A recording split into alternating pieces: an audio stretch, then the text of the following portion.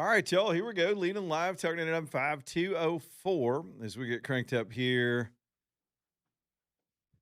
for a State of the Union preview, I guess. That's one of the bigger stories today is all the anticipation of whatever's going to happen tonight. And there were times, I remember when states of the Union were just must see TV. The whole country watched. And now everything's so hypercharged and crazy. And the theatrics have just kind of gone over the top. So you got all the precursors for that tonight. Trump, on his part, let me just break down where we think we're starting for this evening. The Trump team is already telegraphing that this is going to be a long one. I mean, he only has what, three more to do, I think.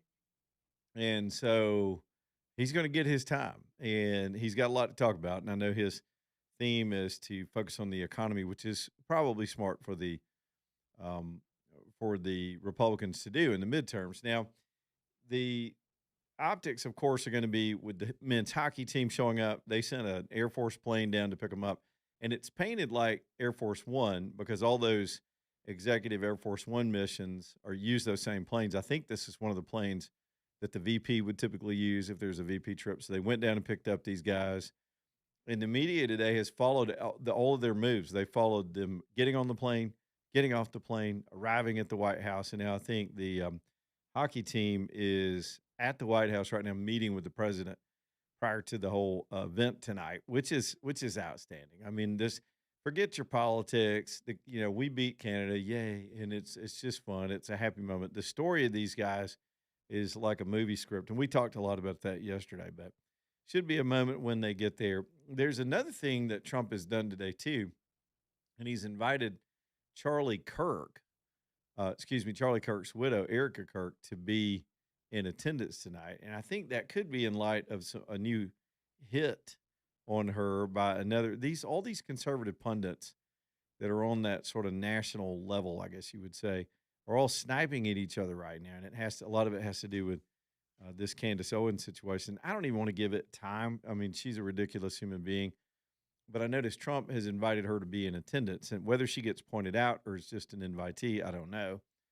So that's some of the stagecraft. The Supreme Court, generally all comes and it's a tradition. But then you got the Democrats. And one of the things that are juxtaposed today, it started off with a handful of them saying they weren't going to attend. And that number apparently at this point is up to 50 of the Democrats that say they're just not going to go. And I guess that's their right. I mean, it's tacky and ridiculous, and it doesn't help their cause in any way to not be there. Just go and listen, be an adult, applaud or not, sit on your hands or not. But just by not going there, you just kind of leave your crowd thinner. The Democrat women are all going to dress in their Klan outfits today. They're all wearing white. It's a white party. Why? I don't know. Every year they change the symbolism on it, but they like to dress alike, as a collectivist and group thinkers always do. Look, here's the thing: these people are losing badly all over the country in fundraising, in messaging. Their candidates, they're more forward candidates in the Democrat Party right now for the presidential election coming up are self immolating. They are pulling their own cords on their own suicide vest. With, of course, AOC getting on the international stage and clowning herself. I hope she was a better bartender than she is a policy person. Then, of course, there's Ghetto Gavin, who's decided he wants to be down with the struggle and faked his way through that. By the way, he's getting scolded by particularly a lot of black intellectuals that really took exception. And it's beyond politics now. This is Democrat on Democrat stuff because they've got a primary to sort out. They're trying to find their best candidate. It can't possibly be Kamala Harris. So they've got a mess. They don't have a message other than they just oppose everything Trump has. And then deep down, they do have an agenda. Don't get me wrong. They have an agenda, but they don't have a message. Those are two different things. They can't talk about their agenda because it's not a winning thing. So, and then they're on the wrong side of the 80-20 issues, and they've gotten caught in a lot of childish behavior, and Trump's popularity rating keeps going up. They can't whine about the economy. All the economic indicators are good across the board. And so they've got to, when you're losing, you act like a loser. And what's the thing that a loser would do tonight? Just don't go. So fine. I mean, nobody's going to miss the craziness, even though I like the spectacle of it. When they go off like the crazy old man with the cane last year and all that, when they do that stuff, it's always fun to me. And look, Republicans have done it too. One of them yelled out to Obama that he lied in the middle of the speech. Let's be fair to all sides. The Republicans have known to do some shenanigans as well, but they're always more mild mannered. They're less passionate people because most of them on the Republican side only give a damn about themselves, not really any particular issue. So, so here we go with all the precursors to that. If anything else, of course, develops in the way of things that are going to happen tonight, we'll let you know about it. I suppose y'all are all going to watch. Do you plan to watch, AJ? Yes, I do plan on watching. Y'all will be wrapping up Breaking Bread about that time, I guess. Yeah, and then I still have some stuff to do outside So you'll be up here. of that. So I'm like, well, I might as well, because it's either that or listen to audio version of Mark Levin, and so I'm gonna watch the State Get of off the my Union. phone, you jerk. See, now you've heard Levin's show. You don't Right, have to listen to it. right. I did that for you. So it's just and me and Mark, we have a good relationship, because it's just us. So It's just the two of y'all up here at night. it's Yeah. just He does two come of all the us. way to the building. Yeah, He comes in here more than I do. Yeah, he does. Mark Levin's actually. So people will be confused. He's actually here in the building. right. So Um, anytime he talks to his producer, you don't hear nothing. That's just me. It's AJ. Yeah. He's moonlighting as Mark Levin's. You ever notice he always says Mr. Producer, but Yes. he never turns the producer mic on? He never turns it on. You don't know what is like. Anybody can sit there and claim to be Mark Levin's producer. I've always wondered, does he do that? I don't know. I like Mark, but Yeah. does he do it to hog the airtime? Are they just not wired with a producer microphone, which I've never really seen in any kind of setup? Or is he really running that show by himself without a producer, and he's pretending he's talking to somebody? Mr. Producer, he's just talking to himself It's in his, third party. it's his other personality. No, he does have a producer. Yeah. Me, but no, I was playing. I'm just messing with. But no, yeah. So I do plan on checking it out. It's always, regardless of which politics are, it's the State of the Union. I It's want the to State see of the what the Union. Yeah. direction, what the thoughts and the direction the president wants to go, and just it's kind of eye opening to kind of see the plans that are laid out and some of the things that they see are saying that they have accomplished, and some of the people that they invite just want to hear their stories as well too. So it's gonna be interesting. And then I love to hear the rebuttal after the fact. Who's that crazy CIA lady from Virginia is doing their rebuttal Yeah. tonight. Nobody cares about the rebuttal unless you Katie Britt the thing and turn it into an SNL opening. But I like those rebuttals because I know in their mind, and I've done this before, you overly think about what you're going to say, right? I know everything's already scripted. You have like, oh, I'm going to get him with this line here, because you don't really get the reaction, right, that you would get if you're in front of a crowd, like the applause or the yeah or whatever, or boo. So when you hit those lines and it's deadpan Yep. and it's quiet, all you hear is crickets, I know if you're not used to that, it's gonna be kind of awkward. Well, that's what the struggle has been. No matter who the out party is, yeah, the rebuttal has never. They keep trying different things. Both parties. Okay. Mhm. Now I've been around for the Republicans trying to do it in front of their own live audience. In other Yeah. words, they always pick somebody to do the rebuttal, and then they'll go. A couple of times, Republicans would stage a crowd to clap along. yeah, And that just seemed as phony because it's like phony applause. You know how in the old sitcoms, yeah, the when one of applause the sign. characters would say, "What you talking about, Willis?" Woo! And then everybody go, "Ow!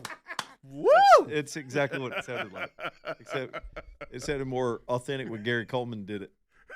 And so they tried to stage it with live, and then they tried to go straight into camera. Mm-hmm. And then when the Katie Britt thing happened, it was her plastic personality and then a phony kitchen scene.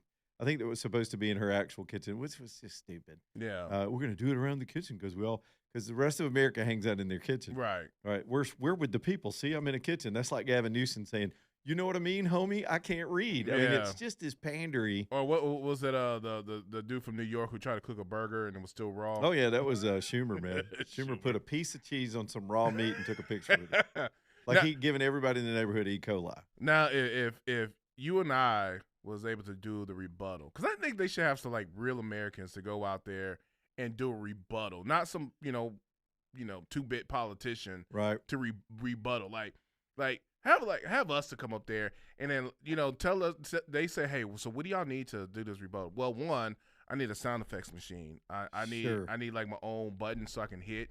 So if I say something, I can be like, ooh. And then be like, oh no, you didn't. You know, like some. What is this, apartheid? Remember we used to play that all the time? Yeah.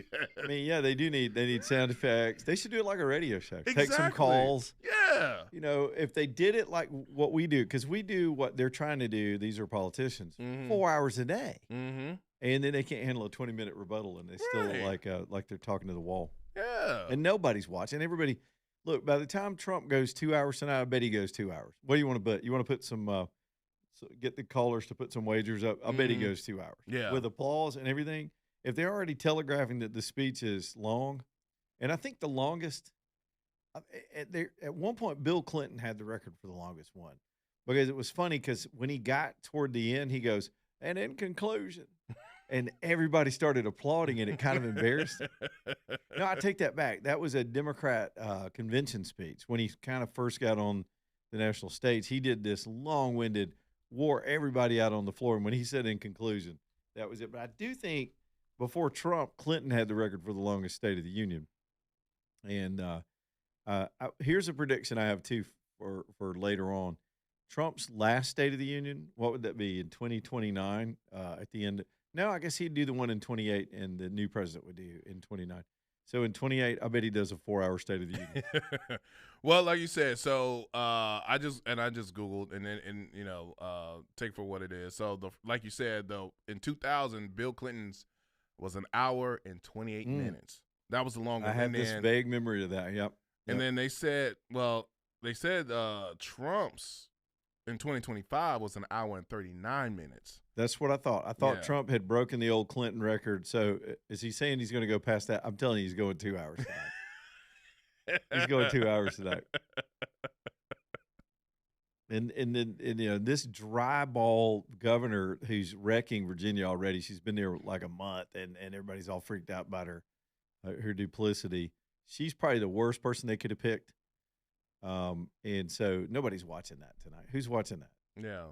I mean, the old mad, tired Karens will all be too sleepy to stay up to watch it. Trump's going to wear them down. Yeah, they spying on their neighbors, getting ready to call the cops. Yeah, they outside calling the HOA about somebody's grass being too high. That's who's been calling on HOA on me. It's her. It's her. I knew she looked familiar. No doubt about it. Aren't you the governor of Virginia? Don't you have something better to do? Aren't you? Don't you have taxes to raise? Anyway, all right. So we got all that. So yeah, State of the Union tonight. I'm looking forward to it. Now we will not be talking about it between now and 6, because to be real, that's all I got to say about it. Yeah, I ain't got nothing else to say. And okay, can I? And maybe you can help me out with this, because right. I've been wondering why they do this. Why do they release the script ahead of time before the president actually says something? Because my thing is like this. Well, why do I need to watch it if I can already know what's in it? Like what he's going to say. That used to be a media courtesy, and I'll tell you why they did it. Partly so the production team that does the pool camera will know which. In other words, if there's a point in the speech where he's going to point to the balcony to a guest, the cameras need to be ready to know when that's coming, so they can get you know how it is with cameras. You got to get them repositioned and focused. So they can take that shot when the moment hits. They don't want to miss the visual moments. So it used to be they would put it out in advance, not to mention for the print media, and this goes back to a tradition a long time ago. Print media would be covering these things, but they would have nightly deadlines because the paper had to be out in the morning. And if they're going to write a story and really cover the speech and get the copy in to get it edited and then posted. In the old days of print, you had to physically print a paper. You were always pushing, a nighttime speech was always pushing those deadlines. So as a media courtesy, they'd go ahead and preview the speech and give them a copy. And then the country would see it live and react to it and whatever else. But now we're in a real-time environment. So that tradition is held on, and it's kind of like the media just demands an advance copy. Yeah. It's almost like a minute point, because now it's like, well, I already know what's going to be in there. So I could just read I can get Chat GPT to read it for me. Go ahead and anticipate it. Right. Because I get all that, because you got to get the cable, you got to get the camera shots and all that stuff and angles and all that. You got to produce it, right? Right. Yep. People got to know what their role is. But here's another idea, AJ. This is piggybacking off what you said. If I was the out party, here's what I would do. I would lampoon the speech in real time live on social media. I would have Ah, my yeah. smartest person, and the Democrats would struggle with that right now because I don't know who that is, to go get in front of a mic and just give live commentary to everything Trump's saying in Like real. Mystery Science Theater. Yeah, exactly. Mm-hmm. Like we do Mm-hmm. sometimes when I go to the news conferences and we talk over it. Yeah. Um, I never know if that's good to do or not. Sometimes the audience likes it, sometimes they don't. I guess it depends on who's talking. But just be absolutely rude and in real time, just take it on. That would be Mm-hmm. fascinating. That would. And it would also draw people away from the main speech and say, we're going to do our reaction in real time. We're gonna do it live. So the media were trying. I mean, New York Times, those clowns, for a moment they tried to do these what they call real or NBC or somebody was trying to do real time fact checking. Mm-hmm. Like as Trump was speaking, I remember this from I can't remember the State of the Union. I think it was the State of the Union where they were trying to get counter arguments up like that in real time on their coverage, but that kind of blew up on them because they don't have a lot of facts. So Yeah. anyway, so anyway, State of the Union night. Here we go. It's a national tradition, and give us something to talk about tomorrow. I mean, it's always the thing about States of the Union when we get to this stage of the year. It's always just nothing but us filibustering. We have to filibuster all the shows, all of us that do these shows.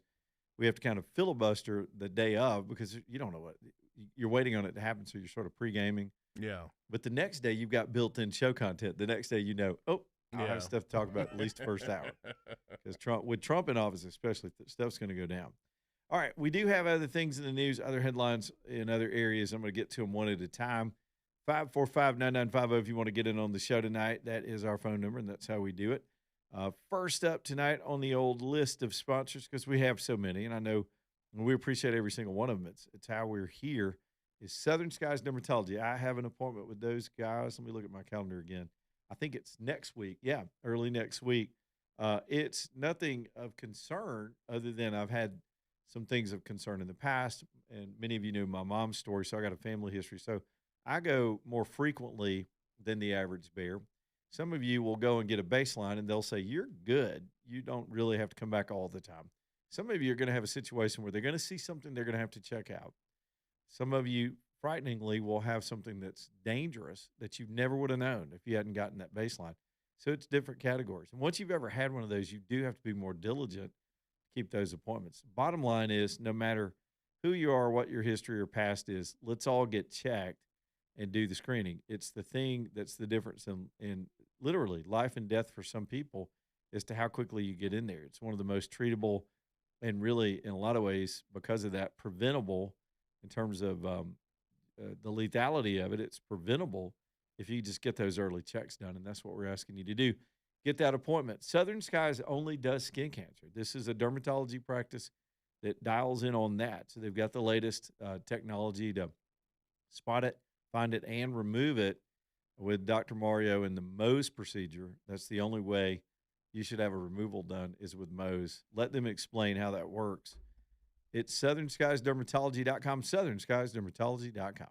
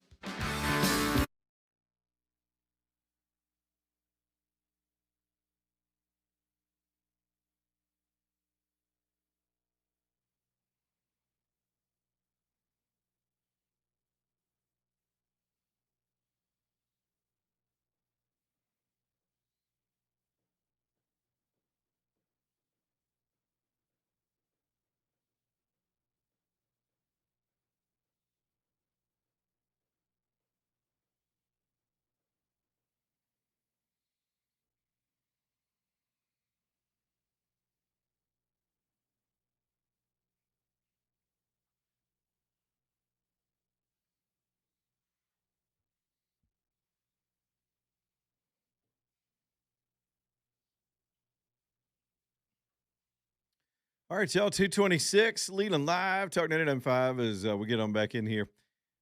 Gutter Cap is the next sponsor up, and I have a long little short story to tell you that relates to Gutter Cap. I thought was amusing. So last week when I was on vacation, we had gotten this sort of portable dog fence thing that you can put outside of an RV or camper, and the dogs can play outside and be safe. It's sort of not really a pack and play. It's bigger than that, but anyway, bottom line is we want to be able to open the door in that nice weather and let them just run in, run out, and get some exercise. But there was one little gap. If y'all have ever had a camper or mobile home, it's or motorhome, it's the stairs. The dogs could go under there. They're kind of small like that, so they could go under the stairs and get underneath the thing. So I'm sitting here on the road. I'm out in the middle of nowhere in the Keys, and I'm thinking I need to make something to block those steps, but we could still step over it so the dogs don't get loose that way. So I'm thinking I found an Ace Hardware down there. It was kind of a local hardware store that was branded as an Ace. So they didn't have something I was looking for to try to manufacture something on the flyer like that. So I just started walking around. Believe it or not, this is going to lead to Gutter Cap. So I started walking around going, I need something about 4 or 5 inches wide that I could cut into sections and block off the stairs, keep the dogs in. Well, sure enough, I went outside to this area where they had outdoor materials, and I found some gutter covers, AJ, some vinyl gutter covers. And I went, that's exactly 4.5 inches wide. That'll be perfect. I can bend it, I can cut it, whatever. So I bought a little piece of that. It's about an 8 foot section, not very expensive. I took that home. And AJ, I brought it home and was trying to bend it Mm-hmm. to put it around the steps, and it just broke. It just snapped. And I thought, do people actually put this on their houses? And I immediately thought of Gutter Cap, because with Gutter Cap, you don't get this homemade stuff and the inferior products that are made out of that kind of vinyl. I mean, this is a brand new piece that hadn't even weathered and been exposed to the elements, but it broke right there immediately in my hands. And that's how brittle that material is. Y'all don't trust that. You're going to be back up there trying to put it on again, or even trying to do it yourself. Or don't let an installer put that crap on your house. Get Gutter Cap. This is all aluminum material. So it's not going to be brittle. It's not going to fade. It's not going to crack. It's going to stand the test of time. That's why they patented their system. They make each section to fit your gutter section, so there are no seams in the middle. I guess you can have some on the corners, and it just works. And Gutter Cap Birmingham is constantly running these days 45% off their retail price. Reach out to them, get them over there, get an estimate, let them measure everything. Not only that, they'll clean out your gutters, rehang everything, make sure it's all correct. No point in putting their system on it unless the gutters are clear and ready to flow. Once they put Gutter Cap on, you're done. I mean, you're not thinking about it. You've got the top of the line product and not that cheap vinyl stuff. Take care of your home, treat it right, do it right with the company that's got the best product. Don't get them confused with these other companies. There are lots of companies that do this stuff. It is Gutter Cap, guttercapbirmingham.com, guttercapbirmingham.com. We'll do the bottom of the hour break. We'll come back, get a few more phone calls, talk about some other things. Lead them live.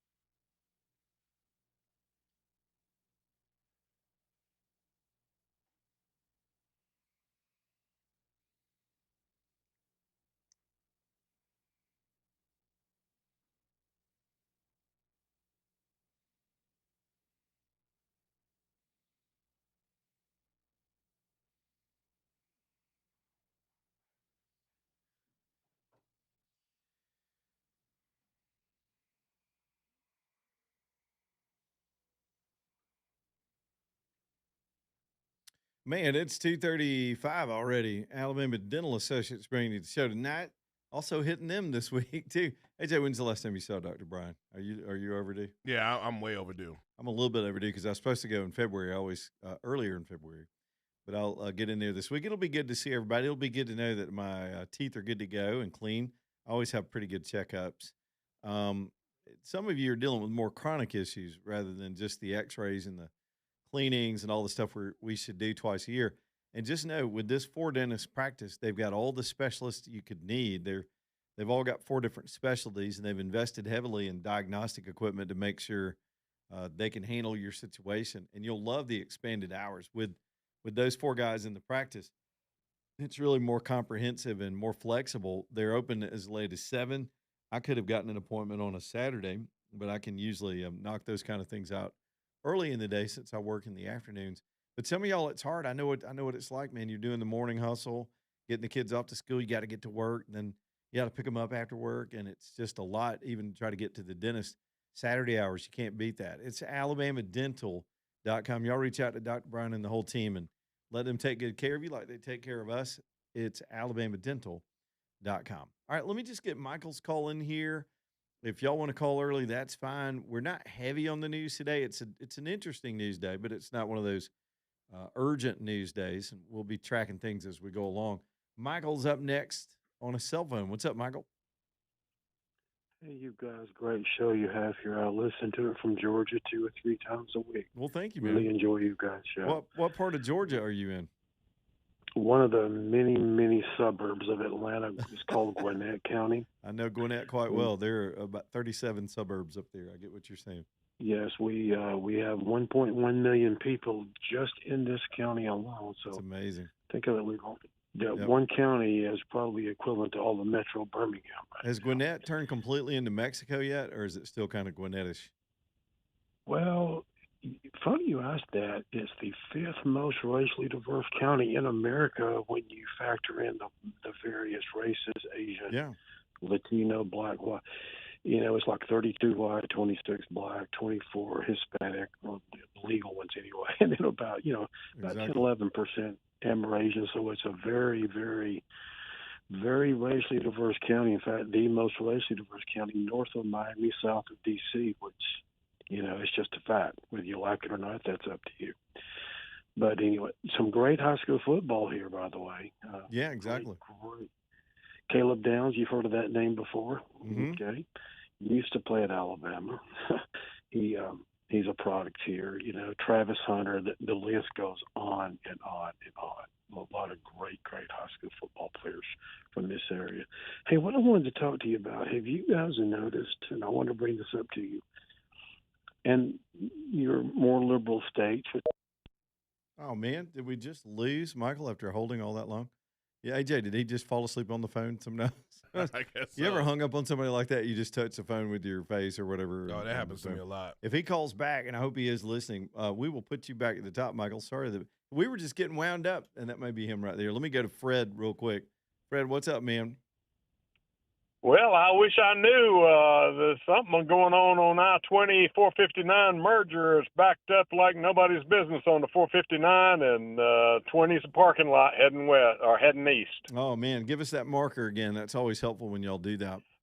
Oh, it's right at the interchange, coming off the exit ramp off of 459, and Okay. I mean it's backed up to Grants Mill Road. All right, we'll be watching that this afternoon. Good timing too, because everybody's about to hit the afternoon rush. Starts about right now.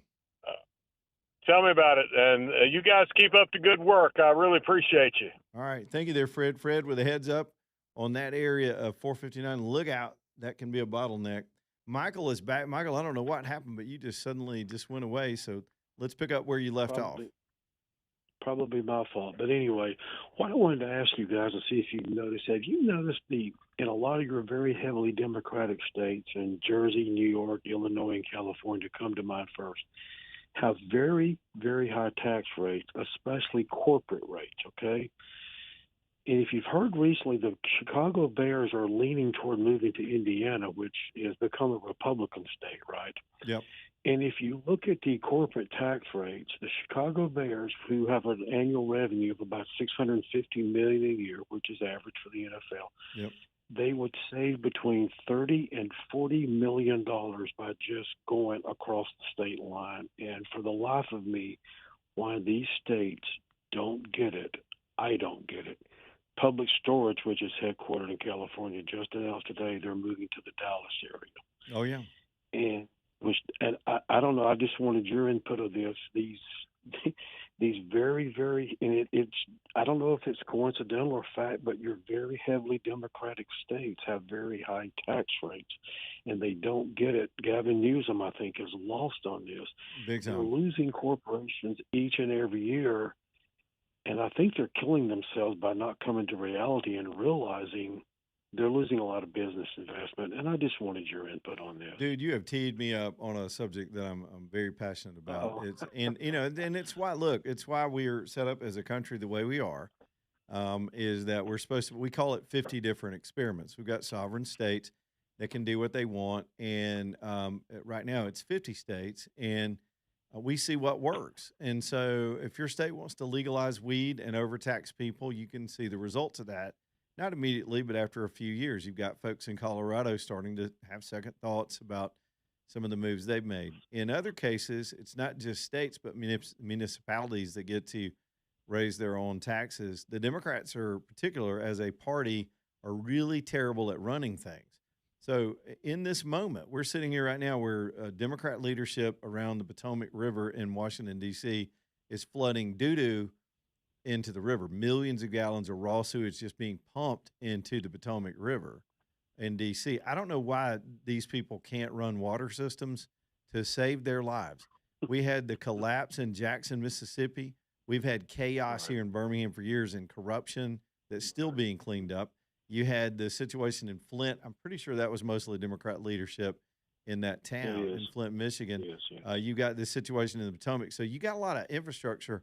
Their business model lately is to overpromise and underdeliver, and then when they underdeliver, then demand more taxes, claiming they need more money to deliver. And it's immediately what Mamdani started doing.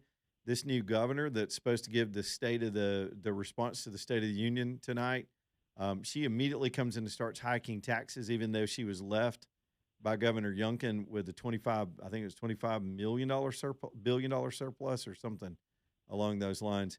These people cannot run things. They're terrible at it. And you got the mayor of Chicago ran the Chicago Bears out of his city and then pretended it wasn't his fault. And he ran them. All they had to do was just move a few miles over a state line and get a whole different deal. Now, whether you think government should be paying for multi-billion-dollar stadiums for the woke NFL, that's a whole nother argument. But your point, indeed, that was a big ticket, very embarrassing thing for that mayor. But in reality, the thing that will hurt his city more than the Bears leaving are going to be the multitude of businesses that are also fleeing his city to get away from the nonsense. It's both the crime, which they can't control, and it's the taxation and regulation that they're doing. And Mamdani's going to set records for running people out of New York City as well. There's a clear record here. And I started all that, Michael, for your very simple question, is to say that because we're 50 different experiments, I wish the country would pay attention to what works and what doesn't. If people were more policy oriented and looked, okay, well, who on the ground can prove to us that their stuff works? The Democrats are abysmal at it. They almost don't have a real functional government in this country right now that I can consider, really. I can find fault with all. Look, all of government's bad. All of government's overdone. We've got a lot of dysfunctionality ourselves because we're one-dimensional.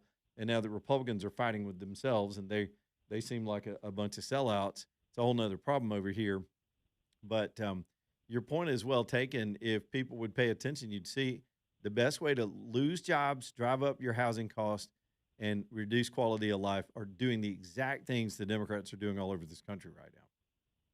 Well, Florida just went ahead of New York and popped. Florida is now the third largest state in the country who has no state income tax. And they're picking up all the rejects that are running from this chaos and the rest of the country. Here's something else Florida did while we're on this subject, Michael, if you don't mind going back and forth with me. I noticed this today. Florida passed a law that allows local governments to reject these new AI data centers. They had one going up in Fort Pierce, Florida, that was going to be, I think, 20 million square feet, something absurd.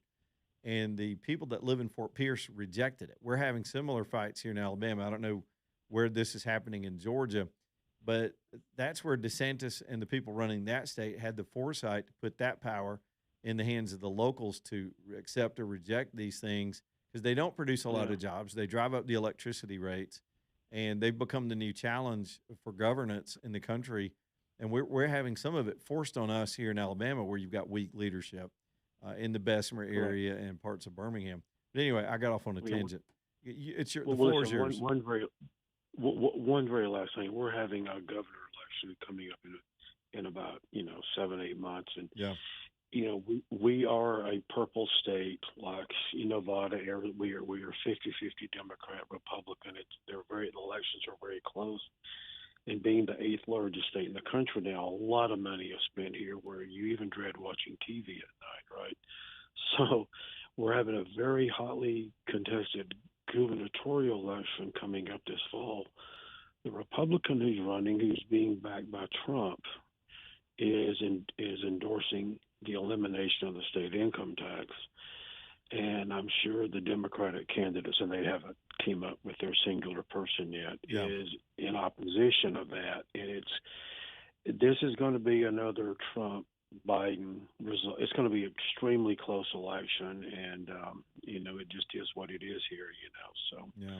So I have my preference on it, but we'll see what happens. So, in fact, the guy running is a former Georgia football player. Who is it that's running? I've kind of lost track over there. I don't keep up like I used to. Burt Jones and another gentleman named Rick Jackson. I'm going to have to dig in on that. Yeah. Good luck. Former mayor. Good luck with that. Atlanta is wrecking the rest of the state. I was born over there and spent a good part of my life on both sides of the state line, and so it's almost a little bit of home to me too. Got a lot of family over that way. But what part of Georgia, if you don't mind me asking? I was born in Franklin, Georgia, but my father lived in LaGrange most of my life, and I lived on the other side of the line. So I spent my whole life. In fact, my first radio station that I worked at, the state line ran through the building. So I was always on. I was on 2 different time zones growing up. It was just that way, and I've got a lot of family. This West Point is a West Point area. Yeah, exactly. Yeah. Yeah, I used to go through it all the time. Oh, yeah. Listen, love your show. I wish Thanks, we had man. something like that over here. Well, you do. You're listening to us. I appreciate it, buddy. Thank you. Okay, take care. See, people say that all the time now, AJ. I'm like, you can listen to us anywhere. Yep. I mean, not on your FM transmitter, but we're everywhere. Yep. We're everywhere. We're like all the other schmucks that have podcasts now. We're schmucks too. And if you want to see our beautiful faces, oh Lord, the reason why we have a face for radio, you can check us out at Real Talk 99.5 TV. If you want a reason to listen to the show and not watch the show, we invite you to watch the show. And then you just see us 2 boring guys sitting here staring at the wall, and then you'll start just listening to it. But we're here. We got cameras. AJ, did you like my beauty cam that I drug down to the I did, man. It does definitely give a different perspective, yeah. Wait, I got some plans for this year. It's going to be fun. Yeah. We're going to do some things. We're going to get out of this box and go do some things. Y'all, Douglas Cooling and Heating, let's talk about your air conditioner system. I know it was freezing cold last night, but we're above freezing for the next, I looked at the long-term forecast today, we're above freezing for probably the next at least 12 days, which is good news. So, it's time to start considering getting your spring tune-up done. I don't know, maybe some of y'all will be flipping the AC on. It may be time for that as we get toward the end of the week. We'll be above 70. It's going to start getting warm again. And so the spring tune-up may need to be done before actual calendar spring. You know how the weather is, and we'll probably get a couple more cold blasts, but go ahead and get that service done. It's not as – I think they're both critical. The fall tune-up where you're dealing with your heating system is a little more of a safety issue. With carbon monoxide leaks and fire hazards, you want to take care of that. But the air conditioners in the South work overtime, and they keep us cool and comfortable and keep your house all dried out. And you need to make sure that thing's running tip-top, or you'll pay for it on your power bills. Douglas can come over and handle that now. I'm sure they're not backed up for this part of the year's tune-up. So get that done, and that's a good way to get introduced to them, get on their regular plan to keep you in good shape. And then from there, they are there for you for emergencies or second opinions. If you're buying a house, I'm telling you, have your home inspector go look, but send your specialist in from Douglas and let them make sure that part of the house is good to go with their expertise because you don't want to buy a problem. And then, of course, new installs. Man, they're just the best at it. I've got a project, if we ever get a start date on it, where they'll be doing a new install for me. And I know they're going to put it in right. I'm excited about the whole thing. And Douglas is my AC company. They have handled everything for me for 16 years. You can get them too at calldouglas.com, CALL, calldouglas.com, license number 2017181, calldouglas.com.